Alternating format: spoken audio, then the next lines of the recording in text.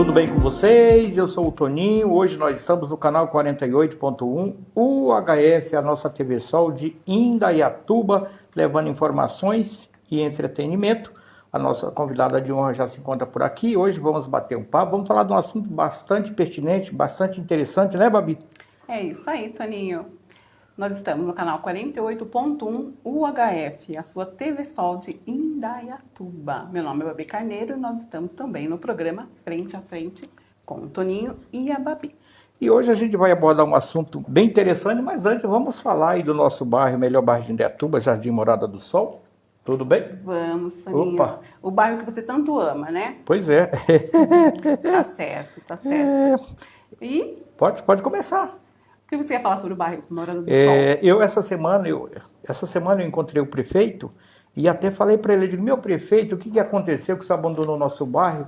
Não, Todinho, não abandonei não. Eu digo, não, meu prefeito, o senhor abandonou nós. O senhor, na época da campanha, o senhor levantou aí a bandeira que ia resolver a questão daquelas valas e mais outras coisas. Isso eu não fez, não, Toninho, eu vou asfaltar o bairro inteiro, vou tirar aquelas valas, mas aí você vai ser obrigado a falar que eu resolvi. Eu digo, não, deixa comigo, se eu resolvendo o problema, o resto é com nós. Realmente, o Toninho não tem medo, né? Ele vai para cima, defende o bairro, não só o bairro, toda a cidade, né? Toninho, o bairro Morada do Sol merece muita atenção porque é um bairro que a gente, não é que sente, as pessoas nos procuram e dizem vários relatos, né, da falta de segurança, da falta da saúde, né? Muito se fala que a cidade de Indaiatuba é uma ótima cidade para se viver.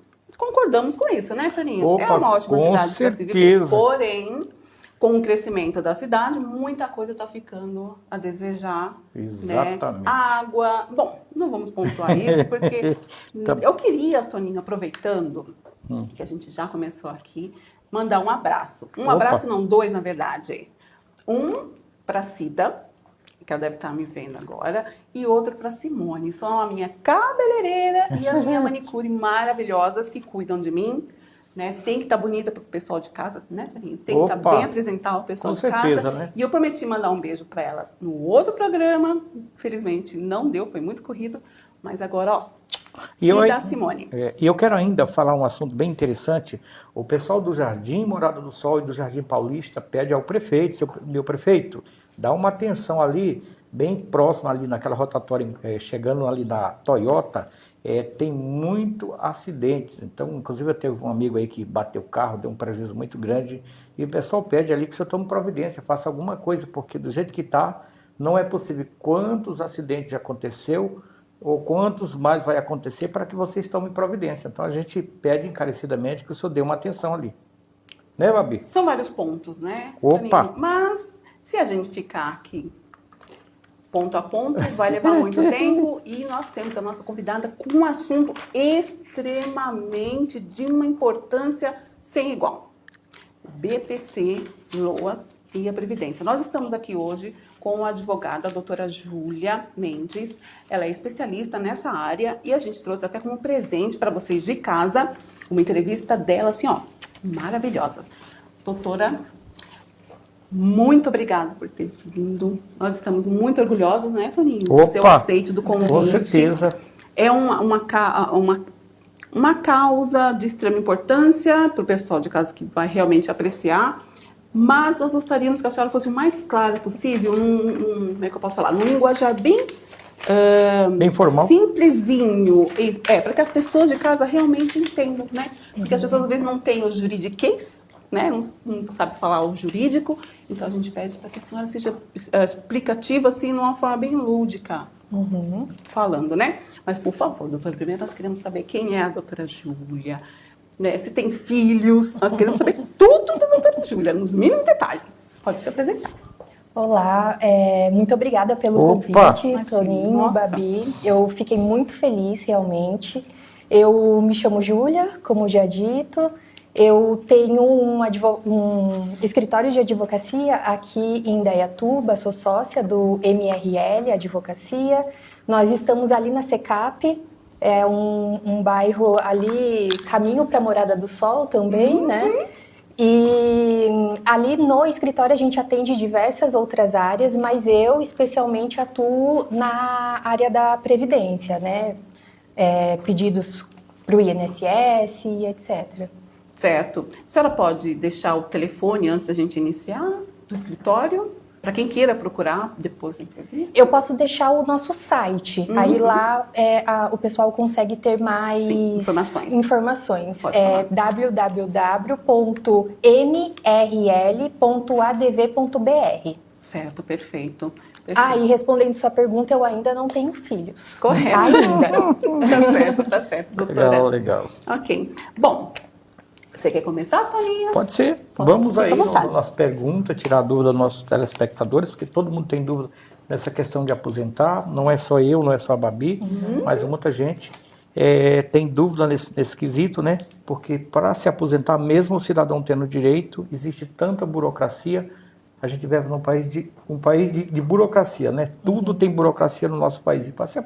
E para conseguir um benefício não é diferente, né? Infelizmente, hoje, doutora, qual é o tempo mínimo para uma pessoa que... Eu vou começar pelo campo, né? Que acho que as pessoas que mais têm dificuldade hoje são as pessoas do campo. Qual é a idade mínima e o que é preciso, o que fazer para conseguir esse benefício? Tá. Hoje em dia, a gente consegue o reconhecimento da atividade rural, que seria essa sua pergunta. Se a gente for para um caminho de uma aposentadoria exclusivamente rural, os requisitos eles são um pouco diferentes. Então, a mulher precisa ter no mínimo 55 anos de idade e o homem 60. E, além disso, tem que ter ali um tempo mínimo de contribuição. Em geral, 15 anos. Se a gente for falar de uma aposentadoria mista, que seria conciliando o tempo rural com o tempo urbano, que geralmente isso acontece, a pessoa saiu do campo depois de algum tempo e foi trabalhar a CLT, aí as regras são as regras mais gerais. Seria homem, 65 anos de idade, e mulher, 62. E com isso, nos dois casos, é necessário ter 15 anos de tempo de contribuição. Aí, reconhecendo o período rural, a pessoa tem mais esse período para acrescentar no tempo de contribuição, conseguindo aí os 15 anos. É um caminho um pouco difícil, infelizmente, precisa ter bastante prova documental, testemunhal, mas não é impossível. Sim. Judicialmente costuma funcionar. Babi, só para a gente entender, quer dizer que se você tiver um tempo de campo e um tempo de contribuição, fica mais difícil assim? Não. Se a gente for reconhecer um período rural, sim, costuma ser mais difícil, porque a pessoa precisa comprovar que ela exerceu aquele tempo, aquela atividade rural. E aí quanto tempo? 15 anos em geral. 15 anos. E o tempo de idade? Para o homem 65 e para a mulher 62. Obrigado, doutora. Tá bacana. E outro assunto também de extrema importância, tenho certeza que todo mundo em casa já está querendo saber, com relação ao BPC Loas, doutora. Muita gente tem dúvida sobre esse benefício, né? É um benefício que várias pessoas podem conseguir com as informações da doutora. Então, preste atenção, gente. Olha lá. O BPC, ele é um benefício assistencial. O nome dele é benefício de prestação continuada. Quais são os requisitos principais dele? Principalmente o requisito da baixa renda e também a idade. A pessoa precisa ter ou mais de 65 anos de idade ou ela precisa preencher o requisito da deficiência, que seria uma incapacidade de longo prazo. Hoje o INSS tem considerado aí 2 anos como longo prazo. É importante eu dizer que não é uma aposentadoria. O BPC ele é um benefício assistencial. Um benefício, sim. Tá. Tem prazo para terminar esse benefício? No caso, a pessoa pedir, ter algum prazo ou tem que contribuir com algum valor? Tá. Por ser um benefício assistencial, não é necessário haver contribuições antes. Então, uma pessoa que nunca contribuiu para o INSS pode conseguir esse benefício. Ou se contribuiu há muito tempo atrás, parou de pagar o INSS, mesmo assim ela consegue o benefício, desde que ela se encaixe nos outros requisitos, ou deficiência, ou 65 anos de idade e principalmente a baixa renda também. O prazo, não existe um prazo.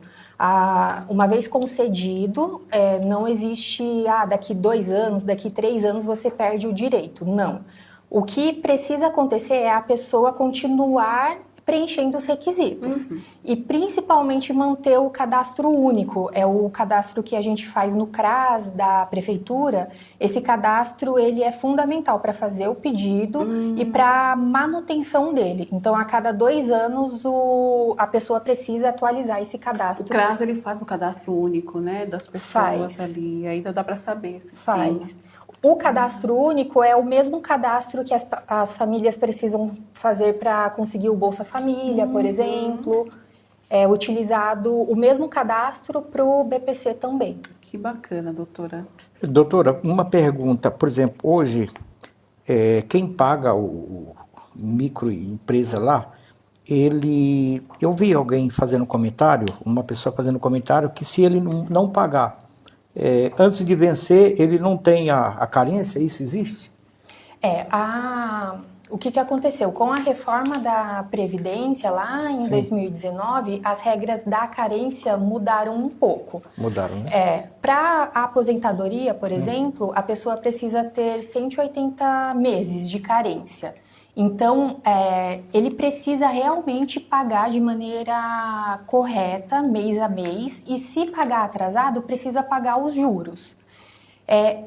O pagar atrasado é um pouco complicado porque lá no final, quando for pedir a aposentadoria, o INSS pode contestar alguma coisa dizendo que a pessoa não trabalhava na época, que pagou, mas não exercia uma atividade laborativa. Então, quanto mais nota fiscal emitir, é melhor. Sempre guarde para, na hora de precisar, tem como comprovar.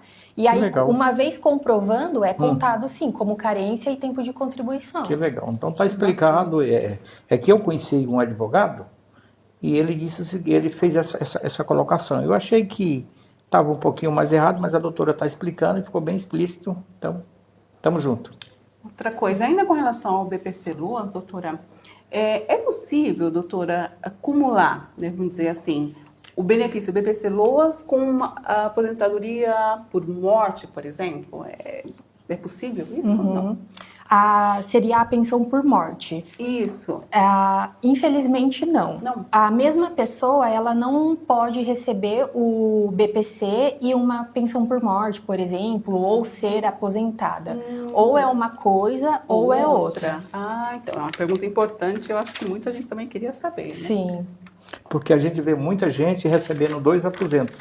Mas é aposentadoria, né? É aposentadoria. Isso que é importante a gente lembrar. O BPC não é aposentadoria. Ele não tem 13º, por exemplo. Ele tem o valor só de um salário mínimo por mês. É como se fosse realmente uma ajuda para a pessoa que tem mais de 65 anos ou é deficiente. Idoso ou deficiente. Isso. Tá certo. Outra pergunta, doutora. Se o benefício for negado administrativamente, aí já entra a senhora nessa questão, né? O que dá para fazer? Porque tudo, assim, eu entrei com um pedido de aposentadoria por invalidez para o meu filho, mas acho que umas 6 vezes, e todas foi negada pelos perito, né? Pelos peritos, então foi negado.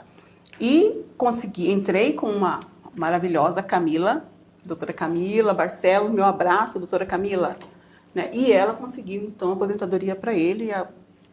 Realmente foi uma luta, mas ela conseguiu colocar ele como aposentado. Mas eu queria saber, então, se acontecer a mesma coisa que aconteceu comigo na questão do BPC, administrativamente, o que você conseguiria fazer? Né? O que os advogados conseguiriam fazer, doutora? Tá. Uma vez negado administrativamente, a minha recomendação é que realmente procure uma profissional. Então, igual você fez com a doutora Camila. Sim. Conhece? Não conheço. É do SECAP também. Mas deve ser ótimo. É do SECAP. Então, o primeiro passo seria recorrer administrativamente, ou também já tem a opção de entrar com uma ação judicial e discutir o benefício realmente no campo judicial. O INSS, ele segue a letra da lei. Então, costuma ser mais difícil conseguir o benefício pelo INSS. Então, se for negado, judicialmente, a gente tem diversas decisões, né, tanto do STF, flexibilizando esse requisito da baixa renda. Então, tem várias teses favoráveis para quem está solicitando e que podem ser levantadas no judiciário. E estamos falando como especialista na área, né? Tá certo. Legal. Toninho, nossos comerciais? Vamos para os comerciais e em seguida a gente volta abordando esse assunto. Sai daí.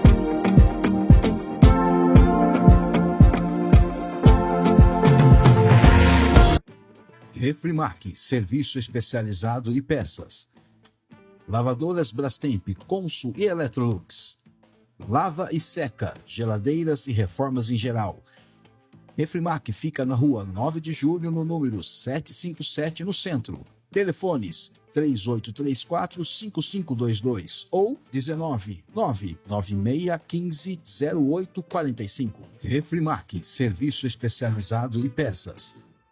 Bem-vindo a Guirado Poços Artesianos e Caixas d'Água. Com sede em Indaiatuba, São Paulo, há mais de 30 anos, somos especialistas em soluções para captação e armazenamento de água. Nosso carro-chefe é a perfuração de poços artesianos profundos a partir de 60 metros, atendendo residências, fazendas, indústrias e muito mais. Com tecnologia de ponta e uma equipe qualificada, garantimos um serviço de excelência e alta durabilidade. Além disso, oferecemos serviços completos de manutenção e desinfecção de poços artesianos, poços caipiras, reservatórios metálicos e caixas d'água, sempre seguindo as normas técnicas e ambientais. Também somos especialistas em eletrodiálise reversa, um sistema inovador para tratamento de água e efluentes, garantindo água pura e segura. Confie na experiência e qualidade da Guirado. Mais de 10 mil poços perfurados com comprometimento e transparência. Venha fazer parte da nossa família.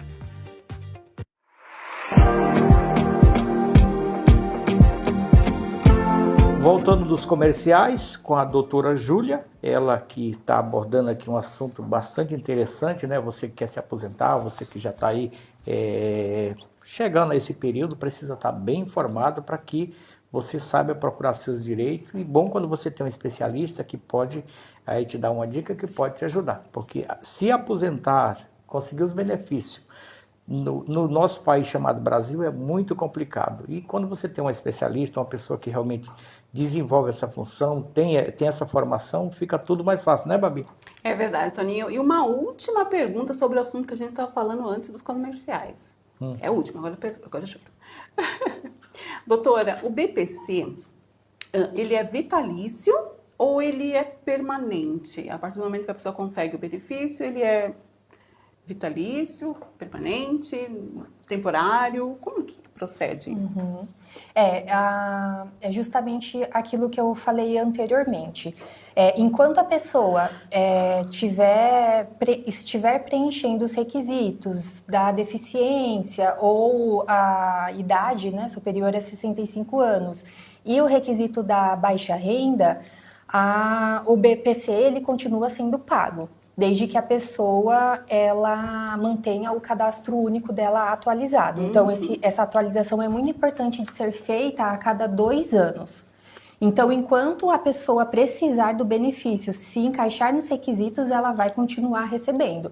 Então, não é que existe um prazo, mas é possível que o INSS, ele prova de vida, é isso, reveja. Na verdade, não é prova de vida, seria você realmente ir ao CRAS a cada 2 anos, atualizar o seu cadastro único. Entendi. Essa a função, porque é ali que o INSS usa como base de dado para poder te encaixar, né, encaixar a sua família como baixa renda em situação de vulnerabilidade. Tá certo. Interessante, né, Babi? Vamos também agradecer aqui a presença do William, que está acompanhando a doutora. Doutor William, esposo sim. da doutora Júlia. Doutor David. Olha só. Tô com o William na cabeça. Perdão, gente. Perdão. Eu troquei de marido? Não, o William é um amigo meu que eu tava com ele na cabeça aqui agora. Doutor David, doutor David veio aqui fazer as honras com a esposa, né? Toninho participar aqui da nossa plateia. Doutora Júlia, uma pergunta ainda do campo, que não está no roteiro. Uma pessoa que tem um tempo de contribuição e um tempo no campo. De que idade começa a contar esse tempo? Porque na roça, os meninos começam com 2, 3 anos de idade, já estão trabalhando. Mesmo ele tendo como contabilizar isso, de que ano começa a contar? Porque hoje em dia nós temos uma regra no nosso país que é a partir dos 16 anos que você pode trabalhar. Isso funciona no campo? Como é que funciona? Isso é uma pergunta muito interessante, porque no campo funciona diferente. A nossa jurisprudência, né, que são as decisões aí dos magistrados, dos juízes pelo Brasil inteiro, tem alguns que já chegaram a considerar até a partir dos 9 anos. Mas, em geral, é a partir dos 12 anos. Dos 12 anos. Isso. E aí é importante eu dizer também que é claro que uma criança de 12 anos não vai emitir uma nota fiscal no nome dela. Sim. Então, a documentação, nesse caso, seria dos pais. Por exemplo, aquela certidão de nascimento, que o pai foi qualificado como lavrador, como alguma atividade ali no campo, ou certidão de casamento, a mesma coisa, as notas fiscais em nome do pai, da mãe, isso tudo serve de documentação para a pessoa pedir o reconhecimento dessa atividade rural. Mas essa questão de notas fiscais, ela é de um tempo para cá. Quem já tem quase 100 anos, igual nós, isso não existe nota fiscal. Como é que funciona nesse caso? Antigamente, era possível fazer, em alguns casos, né, tinha contrato de parceria, de alguma coisa nesse sentido. Mas eu sei que é difícil, geralmente não era feito. Eu só começava a trabalhar e pronto, né? Sim. Então, é importante esses outros documentos mais públicos que eu te falei. A certidão de casamento, de nascimento, dos filhos, fotos da época. Que também não tinha, doutora. Era um binoquinho. Você chega lá no sistema com um binoquinho daquele. Mas também é possível, às vezes as pessoas contribuíam para o sindicato do trabalhador rural, algum documento é necessário, pelo menos 1 ou 2 documentos, e aí as testemunhas. Aí entrar em contato com os vizinhos lá de antigamente, para tentar alguma testemunha que consiga confirmar, que presenciou a pessoa trabalhando ali. Legal. Então, já aproveitando o gancho do Toninho, falando sobre aposentadoria, doutora, vamos falar então sobre reforma da Previdência. Doutora, quais são os tipos de aposentadoria após a reforma da Previdência? Tá. As principais aposentadorias depois da reforma são a aposentadoria programada, que é a antiga aposentadoria por idade, e a aposentadoria da pessoa com deficiência. Para quem contribuía antes de 2019 para a Previdência Social, ainda é possível se aposentar por tempo de contribuição. Depois que entrou a lei nova, em 2019, quem passou a pagar o INSS a partir dali não vai se aposentar por tempo de contribuição. Mas quem pagou antes, como nós, a gente começou a trabalhar antes de 2019, a gente consegue a aposentadoria por tempo de contribuição. Mas existem as regras de transição. A pessoa precisa se encaixar em alguma delas, que são as regras de transição da lei antiga para a lei nova. Então, o meu conselho consulte uma advogada de sua confiança para que ela possa analisar, fazer o cálculo do seu tempo de contribuição, para aí você saber se você se encaixa em alguma dessas regras, qual é a mais vantajosa, porque uma mesma pessoa pode se encaixar em mais de uma regra de transição. E aí você consegue ter uma noção melhor do seu futuro, né, da sua aposentadoria. Como eu estou falando como especialista em previdência, doutora, se faltam, é uma pergunta realmente minha e creio que dos nossos telespectadores também. Se faltam 8 anos para uma pessoa se aposentar, é válido ela pagar esses 8 anos antecipadamente? Não, não é possível. Não é possível. A gente tem que trabalhar mês a mês e ir fazendo a contribuição, o pagamento. Só paga se for atrasado, não é isso? Isso, os atrasados é possível o pagamento, mas dos últimos 5 anos, esse pagamento costuma ser mais fácil e mais fácil de ser reconhecido. Além disso, o INSS costuma dar mais trabalho. E aí é sempre importante a pessoa comprovar que exerceu aquela função, aquela atividade laborativa. Tá certo. Os atrasados. Perfeito. Que legal. Doutora, agora eu vou fazer uma pergunta para a senhora. Como funciona o critério de renda familiar para ter direito ao benefício? Seria para o BPC, Sim. né? O critério da renda familiar, ele serve justamente para o INSS entender se aquela família se encaixa no requisito baixa renda. Então, é somada a renda da família inteira, todo mundo que mora com aquela pessoa, soma a renda de todos e divide pelo número de pessoas que moram ali naquela casa. O valor por pessoa não pode ser maior que 1/4 do salário mínimo, que hoje em 2026 é R$ 405. E então o INSS usa esse critério para dizer se aquela família, aquela pessoa é considerada baixa renda ou não, para conceder ou não o BPC, o LOAS. Sem nada a ver com a nossa entrevista, mas é um valor realmente... É um absurdo. Uma miserabilidade mesmo. Você tem que estar em situação realmente de miserabilidade, né? Bom, doutora, você quer falar alguma coisa? Não, fique à vontade. Fique à vontade. Sobre o requisito de baixa renda, o INSS leva bastante a sério esse requisito que eu disse agora, mas no Poder Judiciário isso é mais flexível. Então, abre mais chances da pessoa conseguir o benefício, mesmo se o valor da renda por pessoa for maior do que eu disse agora. Eis a importância de você ter um profissional à frente dessas ações, causas, não sei como querem chamar, né? Eu queria perguntar, doutora, sobre a regra de transição. E quem precisa se preocupar com ela? Tá. As regras de transição são aquelas regras da lei antiga para a lei nova. Então, em 2019, a gente passou pela reforma da Previdência e essas regras elas foram estipuladas em lei para garantir que as pessoas que contribuíam antes de 2019 não fossem prejudicadas de maneira muito drástica. Então, foram colocados alguns outros requisitos para que essas pessoas preencham e aí sim consigam se aposentar. Então, hoje existem 4 regras de transição com a reforma da Previdência.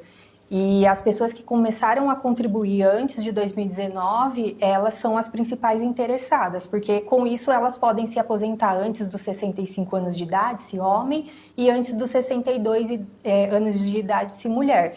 Em alguns casos, né? Tudo precisa ser analisado caso a caso. Sim, muito interessante, muito interessante. Com certeza. Doutora, vou fazer agora uma pergunta, fugir um pouquinho aqui das perguntas. Vocês são de Indaiatuba? Sim. Você é nascida? Eu nasci aqui. Na cidade de Indaiatuba, que legal, nasci aqui, nasci no Jardim Califórnia, morei lá, estudei na Escola Camilo. Que legal. Que bacana, doutora. Outra pergunta, doutora. Na verdade, são 2 perguntas numa só. Uma pergunta é condizente e a outra nem tanto. Eu não sei se a senhora vai saber responder. O trabalhador informal e o autônomo, eles têm direito a receber um benefício do INSS? Tem. Que é autônomo e informal, assim? Tem. Tem direito, só que o direito nasce a partir do momento em que essa pessoa paga a contribuição para o INSS.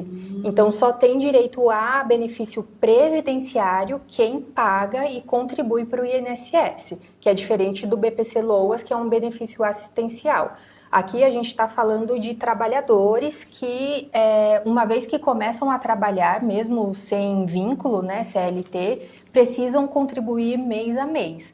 Aí a contribuição pode ser pelo aplicativo Meu INSS, dá para gerar a guia por lá, ou vocês podem comprar um carnezinho laranja, eu acho que todo mundo já viu um desse, vende na papelaria. Antigo, né, esse carnê, E você consegue preencher à mão mesmo e pagar na lotérica, no banco, e aquilo também é válido como contribuição. É importante sempre guardar os comprovantes também, se for necessário no futuro comprovar alguma coisa. Doutora, eu tenho uma pergunta que eu acho que é de extrema importância, antes da gente encerrar, talvez, a nossa entrevista. Não tem muito a ver com a pauta que tínhamos discutido antes, é sobre o auxílio reclusão. Eu gostaria de perguntar, sei que muita gente vai gostar dessa pergunta, né? Se a senhora souber responder. O auxílio reclusão, se a pessoa não contribui, né, com o fundo de garantia ou a previdência, é porque muita gente acha que o auxílio reclusão é liberado para todos os presos, todos os detentos, como queiram chamar, né? E eu gostaria que a doutora, se por favor souber, explicasse isso para quem está em casa. Tá. Bom, o auxílio reclusão é polêmico. E eu acho que a primeira coisa que eu preciso dizer é que ele não é um auxílio que é pago pro preso, pro detento. Não é pago para ele. É pago para os dependentes dele. Então, se esse preso deixou aqui fora uma filha, uma criança, um filho menor de idade que precisa e depende dele, essa criança, esse adolescente tem direito de solicitar o auxílio reclusão. E é pago para a criança. Na pessoa do representante legal dessa criança, que provavelmente pode ser a mãe, né, ou o pai. Então, é pago para os dependentes e para ter direito, né, o dependente ter direito ao auxílio reclusão, é necessário que o detento ele estivesse contribuindo para o INSS antes. Então, ele tendo ali a qualidade de segurado, tendo contribuído para o INSS durante um determinado tempo, o dependente vai ter direito. Só que aí também entra um detalhe, não é todo detento de qualquer valor que tem direito. Seria também, novamente, os detentos que são considerados de baixa renda. Só que o critério é um pouco diferente. Se eu não me engano, está em R$ 1.900, mais ou menos. Então, o salário aqui fora desse detento tinha que ser mais ou menos até R$ 1.900. Se for superior a isso, não vai ter direito ao benefício. Puxa vida, que curioso. São vários detalhes. É polêmico. É uma pergunta polêmica, mas nós precisávamos trazer, como a gente sempre fala, o programa Frente a Frente é um programa aberto, né, Torinho? Para vários tipos de entrevistas, e a gente sempre tenta trazer realmente entrevistas polêmicas, né? A gente não tem... É igual eu falo, jornalismo verdade sempre. Aliás, eu sempre posto jornalismo verdade. Eu acho muito bonito. Eu vi uma matéria dizendo que os jornalistas, de forma geral, que a mídia se alimentava da dor alheia, que se alimentava de escândalos, né? E a gente quer mostrar que não é bem assim. O outro lado, né? O outro lado, tá bom? Então, doutora... Chegamos ao final. Chegamos ao fim. Chegamos ao final. Eu ainda tinha algumas perguntas para fazer, mas infelizmente... Pois é. Mas tá bom. Doutora, nós estamos muito orgulhosos de ter... Não vou chamar de senhora porque deve ser minha filha. É muito jovem de ter você aqui no nosso programa. Obrigado pelas orientações. Nós ficamos muito agradecidos pelo pessoal de casa. Sim, pois é. Chegamos aí ao final, gente. Um beijo no coração de cada um de vocês. Estamos juntos. Doutora, pode se despedir do pessoal, por favor. Deixa uma mensagem para quem está em casa. Eu gostaria de agradecer novamente a oportunidade de estar aqui. As perguntas foram realmente muito legais, principalmente para trazer informação para quem precisa. E contem comigo. Muito obrigada novamente. Foi muito legal. Tchau, tchau.